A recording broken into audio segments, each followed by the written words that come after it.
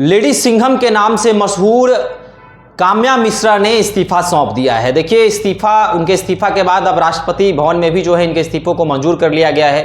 गृह विभाग ने अधिसूचना जारी कर दी है, लेकिन चर्चा यह है कि इतनी तेज तर्रार आईपीएस ने इस्तीफा आखिर क्यों सौंपा। काम्या मिश्रा को आखिर क्या दिक्कत आ गई, क्या दिक्कतों का सामना करना पड़ा जिसके लिए इन्होंने इस्तीफा सौंप दिया, जो कि तेज तर्रार कही जाती हैं। लेडी सिंघम के नाम से मशहूर थी, अपने कार्य को बड़े अच्छे से अंजाम देती थी। तमाम विषयों पर बातचीत करेंगे। हमारे साथ अखिल भारतीय अपराध विरोधी मोर्चा के राष्ट्रीय अध्यक्ष धर्मन सिंह राठौर जी हैं। धर्मन जी, कारण क्या है? काम्या मिश्रा को क्या कुछ डर सता रहा है या फिर किसी दबाव के कारण जो है यह इस्तीफा सौंपी है? आखिर बातचीत क्या बात है? देखिए, आईएएस आईपीएस समय से पहले इस्तीफा देने लगे तो सरकार को भी सोचना चाहिए, देश की जनता को भी सोचना चाहिए। देश का सबसे बड़ा प्रतियोगी परीक्षा यूपीएससी, जिससे आईएएस आईपीएस की नियुक्ति होती है, और आईएएस आईपीएस जिस तरीके से समय से बहुत पहले नहीं बल्कि बहुत पहले इस्तीफा दे रहे हैं। आप देखें कि 2 महीना पहले की घटना है। आईपीएस शिवदीप लांडे जो आईजी के पद पर थे, उन्होंने इस्तीफा दिया।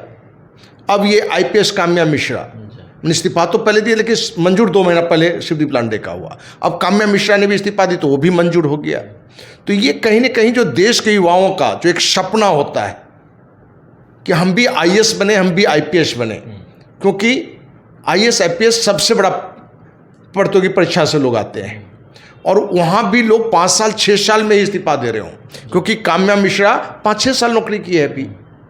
जबकि काम्या मिश्रा का जो छवि है, पूरी व्यक्तित्व देखेंगे, उसकी पर्सनालिटी देखेंगे तो पटना में सिटी एसपी के रूप में वो थी, एक अच्छा कार्य की थी, उससे प्रभावशाली लोग उस समय नाम भी दिया कि लेडी सिंघम काम्या मिश्रा को। और ये पटना में भी अच्छा इनका रोल था, और यहाँ से जब ग्रामीण एसपी दरभंगा बन के गई वहाँ भी बड़ा अच्छा वो रोल रहा। वहाँ आप देखेंगे पूर्व मंत्री मुकेश सहनी के पिता की जब हत्या हो जाती है तो काम्या मिश्रा ही एसटीएफ के मैंने पूरे नेतृत्व में थी। और वहाँ हमें लग रहा है कि जो रिजल्ट उन्होंने निकाला, जो दूध का दूध है पानी का पानी निकाला, तो जो एक ईमानदार महिला की छवि है, एक ईमानदार आईपीएस के अधिकारी का छवि रहा है, वो इस्तीफा क्यों दे रहा है? तो एक बातें भी मार्केट में आने लगी कि कहीं ना कहीं कुछ मुद्दों पर जो बड़ी पदाधिकारी हैं उनका एक दबाव होता है। क्या मुख्यमंत्री का दबाव होता है या मंत्री का दबाव होता है? हमें तो नहीं लगता कि कहीं नीतीश कुमार सीएम होते हुए मैंने ऐसा दबाव बनाया, कभी कभी हमें नहीं लगता है, क्योंकि सीएम नीतीश के काल में हमें लगता है कि आईएएस आईपीएस को तो छूट दिया गया है। कभी कभी तो अफसरशाही की बात आने लगती है, लेकिन कहीं ना कहीं तो दूध में है मैंने मिलावट है, दाल में कहीं ना कहीं काला है। तो पूरी घटना में जो बातें निकल के आ रही है कि कहीं ना कहीं जो भी कुछ बिहार में या अन्य स्टेट में भी चलता है कि आप जिला के एसपी बनते हैं, डीएम बनते हैं, उसके लिए भी मोटी रकम की उगाही होने लगा है। जबकि सच्चाई है कि हर कोई जानता है, बिहार ही नहीं अन्य स्टेट में भी, कि किसी भी थाना का थानाध्यक्ष की नियुक्ति हो तो एक बड़ी उगाही उस जिला का कैप्टन एसपी होता है, वो उगाही करता है, वो पैसा ऊपर तक भी जाता है। ये मार्केट का छुपी हुई बात नहीं है। तो क्या जो आईपीएस रैंक पे है उनसे भी उगाही की बात होती है? उसमें कितनी सच्चाई है? दूसरी बात हम ये कहना चाहेंगे कि आईपीएस शिवदीप लांडे हो, भाई आपको भी सिंघम कहा जाता था, काम्या मिश्रा को लेडी सिंघम कहा जाता है, तो आप लोग कैसे सिंघम हैं? आप आईपीएस बनने थे क्या ये कायरता के लिए कि सरकार में कोई मंत्री, मुख्यमंत्री या कोई बड़ी अधिकारी आपको किसी बात के लिए दबाव बनाए तो आप इस्तीफा कर दें? आपको लड़ना चाहिए, आपको आगे आना चाहिए। आप देखेंगे कि शोभा अहोतकर जो डीजी थी, उस मुद्दे पर विकास बाबू ने आगे आके लड़ाई लड़ा, उस मुद्दे को उठाया उसने। इनको भी उठाना चाहिए। और अखिल भारतीय अपराध विरोधी मोर्चा कोई भी आईएएस आईपीएस या कोई भी अधिकारी हो, किसी भी विभाग में हो, यदि ईमानदार है और उस पर कहीं से कोई गलत दबाव बनता है तो उसके पक्ष में हम उतरते हैं, उनका साथ देते हैं। तो ये 2 घटनाएं जो बिहार में घट गई कि पिछले 3 महीने के अंदर 2 आईपीएस अधिकारी ने समय से पहले इस्तीफा दे दिया, जो सोचने का विषय बन गया है और युवाओं का मनोबल तोड़ने का विषय हो गया है। काम्या मिश्रा तो 5-6 साल नौकरी की थी, आखिर क्यों? यदि कोई मन लगा के खूब मेहनत किया, खूब अच्छी पढ़ाई की इस बात के लिए कि हम आईएएस आईपीएस बने, और वो बनती हैं और काम करते हैं और कम काल में ही इस्तीफा दे रही हैं, तो इसमें भ्रष्टाचार की बात है, मानसिक तनाव की बात है कि अपमानित किया जाता है। क्या बातें हैं, ये इन लोगों को ही आगे रखना चाहिए। काम्या मिश्रा के बारे में एक बात और आ रहा है कि भाई वो आर्थिक रूप से उनके पारिवारिक पृष्ठभूमि इतनी संपन्नता है कि इसलिए वो इस्तीफा दे रहे हैं। तो भैया उनके पिता यदि बहुत संपन्न थे और घर में इकलौती ये थी, तो आईपीएस की तैयारी करने की क्या आवश्यकता है?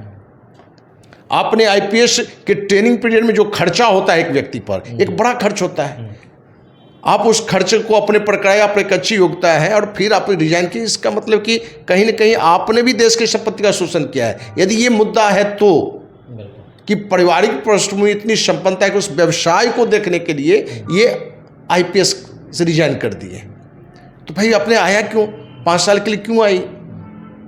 कोई डॉक्टरी का पढ़ाई करे और मैंने प्रैक्टिस नहीं करे, मैं कहा कि डॉक्टर के कार्य से इस्तीफा दे दिए, तो कैसा भाई इस्तीफा है? तो क्या राजनीतिक लालसा, महत्वाकांक्षा राजनीति में आने की सोच रही है काम्या मिश्रा? से खबर चली कि जनसुराज ज्वाइन कर सकती हैं, और शिवदीप लांडे जिस तरह से वो भी अब राजनीति में आने का सोच रहे हैं, उन्होंने भी अपने क्षेत्र में कई ऐसे कार्य किए हैं जिसको देखकर लग रहा है कि अब वो राजनीति में आ सकते हैं। तो क्या काम्या मिश्रा भी राजनीति में अपना भाग्य आजमा सकती हैं? देखिए, ऐसे एक ने अनेकों उदाहरण है, ऐसा भी बहुत अधिक है। एक ने अनेकों उदाहरण है कि आईएएस से रिजाइन करके लोग मंत्री बने हैं, आईपीएस से रिजाइन करके लोग सांसद बने हैं।